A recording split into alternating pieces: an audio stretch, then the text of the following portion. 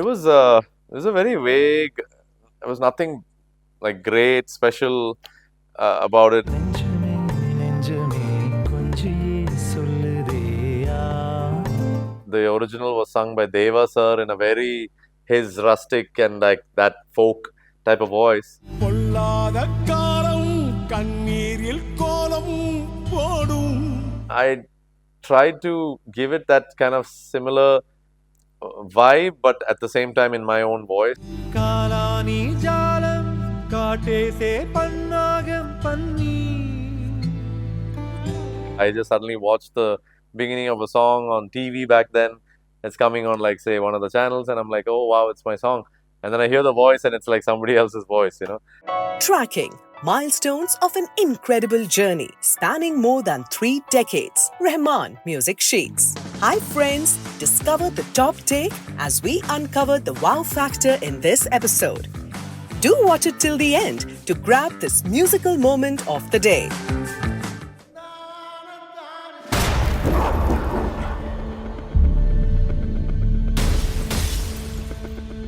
2023 Maamannan. The title means Emperor. A political drama produced by Udhayanidhi Stalin, Tamil Nadu's Deputy Chief Minister and son of Chief Minister M.K. Stalin.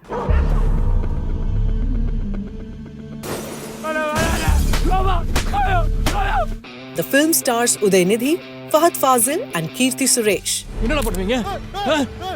கொன்றுவீங்களா? ஊருக்குள்ள வந்தா கொன்றுவீங்களாடா?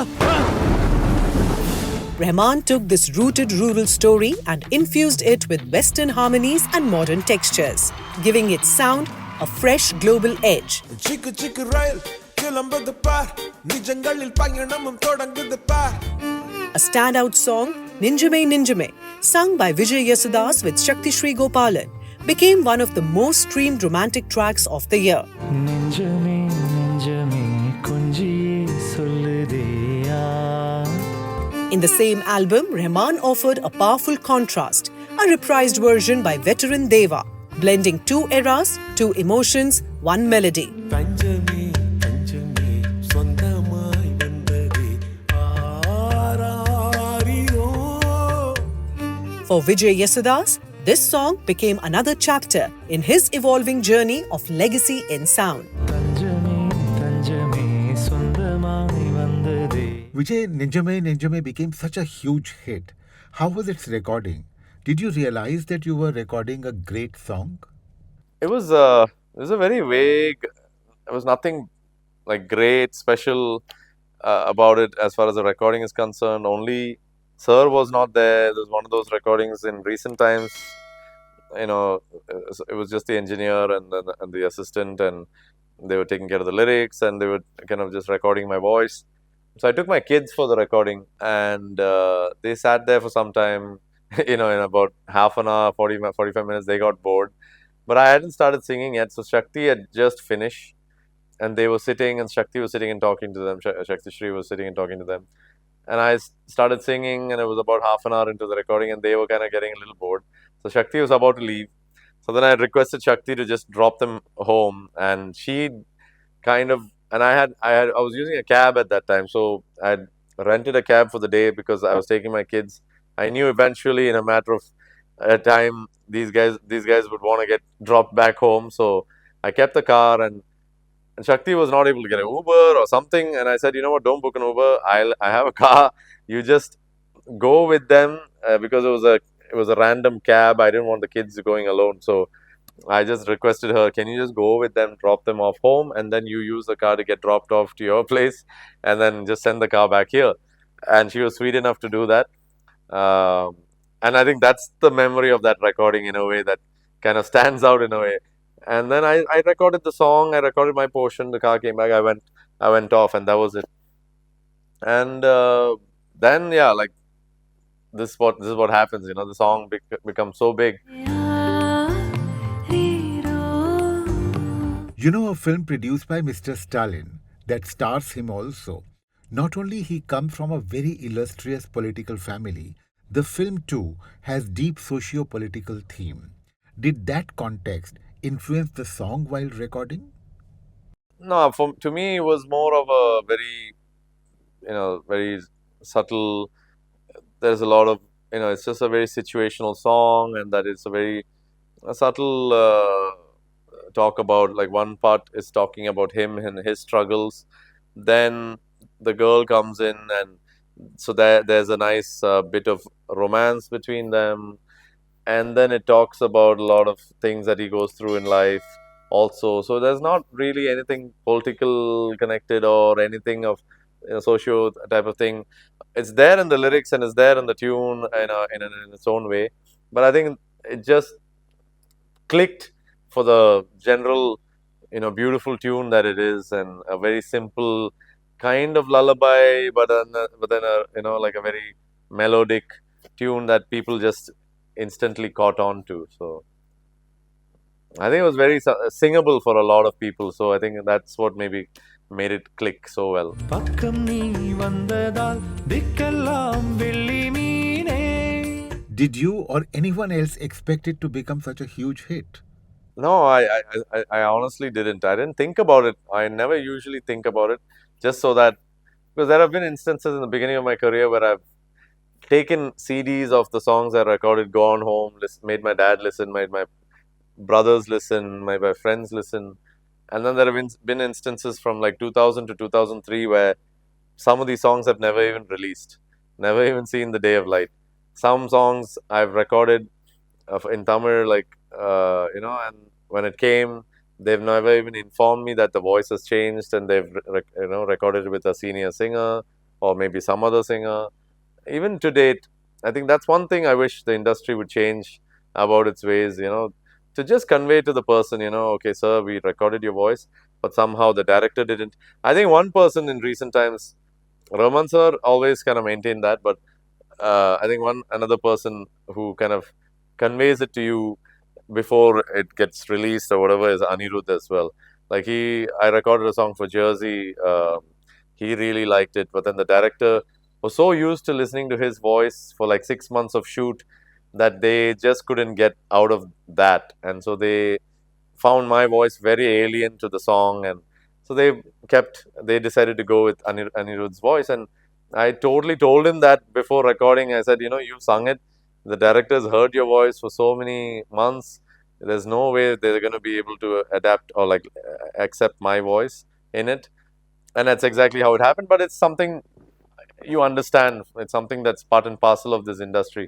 అదేంటో గాని ఉన్న పాటుగా అమ్మాయి ముక్కు మీద నేరుగా. But then there are a lot of people who just don't even inform you, but like him, and like they respect you enough to at least let you know, listen. So they don't want to keep your, they want to go with my voice. But I really love the way you sang it, and I really, at least they're nice enough to do that. And it's at least keeps you like, okay, prepared. But there have been so many instances where I just suddenly watch the beginning of a song on TV back then. It's coming on, like, say, one of the channels, and I'm like, oh wow, it's my song. And then I hear the voice and it's like somebody else's voice, and you find out only then. So a lot of instances like that. But in this sense, like, at least uh, that is clearly it's there or not type of thing.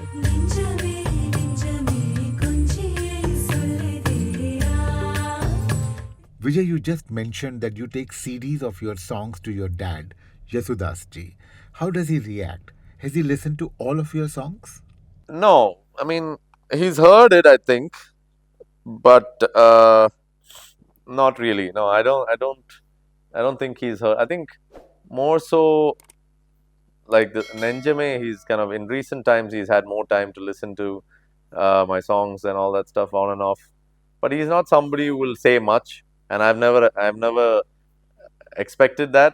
So then I'm kind of happy if he says, he'll say something to my mom, my mother, and then I will kind of vaguely have heard it. So I'll be more than happy with that. So வெண்ணிலா வெளிச்சத்தில் காய்கிறேன். Vijay, now I'm daring to step into a bit of your personal zone.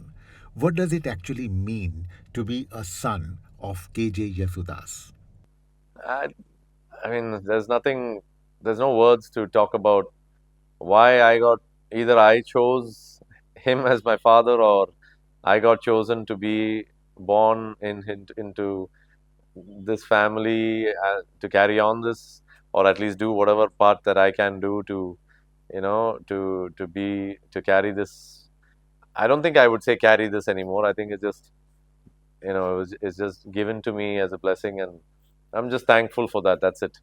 I don't think there's much more I can say, and whatever else that I'm doing is for my own, like happiness, and it's just I'm just going forward with each day, each song.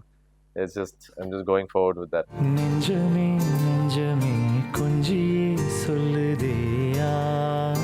हम सिर्फ मुसलमान औरत नहीं, हम हिंदुस्तान की मुसलमान औरत है, इसी मिट्टी में पले बड़े हैं, इसलिए कानून हमें भी उसी नजर से देखे जैसे बाकी हिंदुस्तानियों को देखता है। इस हफ्ते बॉक्स ऑफिस पे कानून भी आया, इतिहास भी, हक, न्याय और धर्म की टक्कर, लेकिन क्या ऑडियंस भी आई?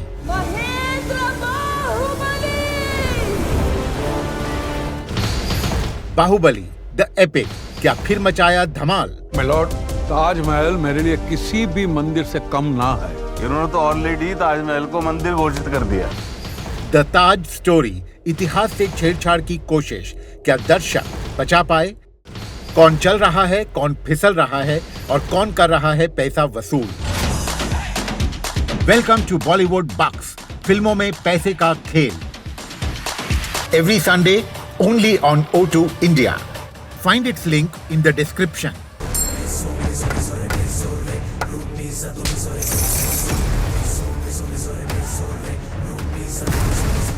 (2024) Lal Salaam, directed by Aishwarya Rajinikanth, daughter of the legend himself.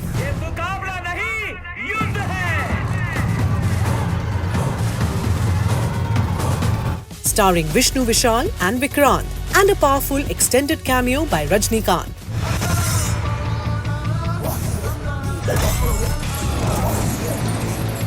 For one of its soulful Sufi-inspired tracks, Rahman turned once again to veteran composer, singer Deva.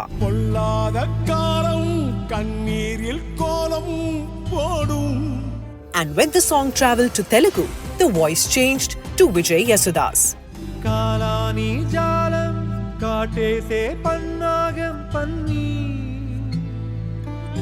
The original was sung by Deva sir in a very his rustic and like that folk type of voice.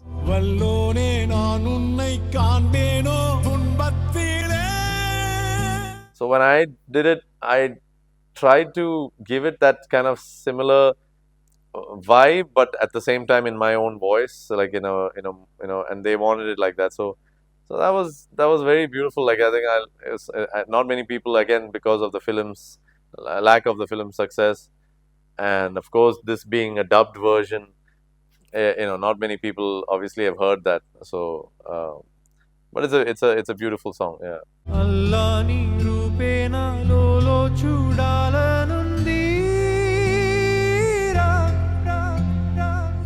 Since the original was sung by none other than Mr. Deva, how challenging was it, and what kind of brief did you get before recording? No, there was no briefs as such. It was just listen to this and kind of do your own thing type of thing. But at the same time, I just decided that I will go a little bit in the way he sung it. It's very difficult to emulate that or like imitate that. Not to imitate as such, but like that tone is not something that'll suit me as well.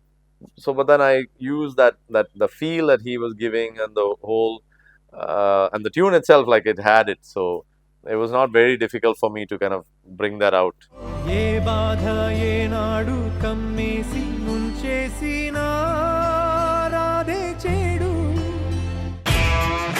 Prabhu Deva. Full interview, uncut, uncensored. Rahman Music Shakes. Only on O2 India. Streaming now on YouTube. Find its link in the description. Vijay, here you were singing for a Rajinikanth movie. When you sing for an actor, do you try and adapt to their voice, their mannerisms, the way FPB sir or Mohammed Rafi sahab used to do? Not particularly. It's all about the music there. I mean, all about the lyrics and the music, and you just adapt to what kind of feel that he has created it with. and just go with that flow. There's no really deep. You think, back then there was a time when I thought, how is SPB sir or my father singing kind of exactly like for Rajni sir, kind of exactly for Kamal sir? How do they adapt so like differently? And I think SPB sir is maybe one person who's really deliberately kind of done it, maybe, but I just felt like I've never been put in that situation where and because by the time we started singing and towards the like latter part of my career as well, things have changed where it's not exactly where they lip sync a lot of the songs. It's not like that. And then now, obviously, I've never had the chance where maybe Rajni sir or I've never had the chance to sing for Kamal sir either. But again, same thing, like only when you get put in that situation where you're singing and they're lip syncing for you, that you can see whether it's like something that you really needed to change or something like that. So I think I've never, whether I've sung for the young heroes also, I've just sung it as a song required me to sing it, and they've just shot it so well, it syncs so well, like with a lot of singers, a lot of actors that I've sung for.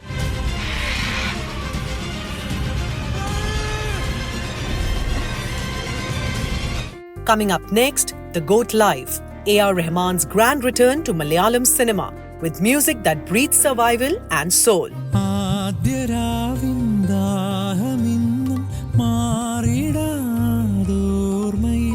Vijay Yesudas trained voices like Chitra and Sujata Mohan. But how did he train his own son Vijay Yesudas?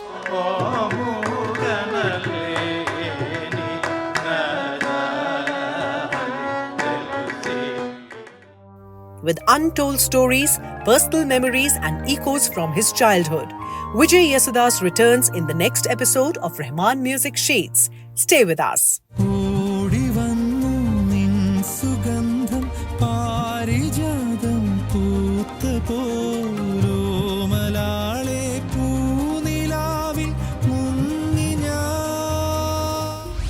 I've taken CDs of the songs I recorded, gone home, made my dad listen, made my brothers listen, made my friends listen. Some of these songs I've never even released, never even seen the day of light. Some songs I've recorded in Tamil, and when it came, they've never even informed me that the voice has changed and they've, recorded it with a senior singer or maybe some other singer. Even to date, I think that's one thing I wish the industry would change about its ways, to just convey to the person, Do you agree that this indeed was the moment of the day? Is your choice different? Whatever your mind says, write it in the comments section below. We will be waiting. Subscribe to our YouTube channel, press the bell icon and stay entertained.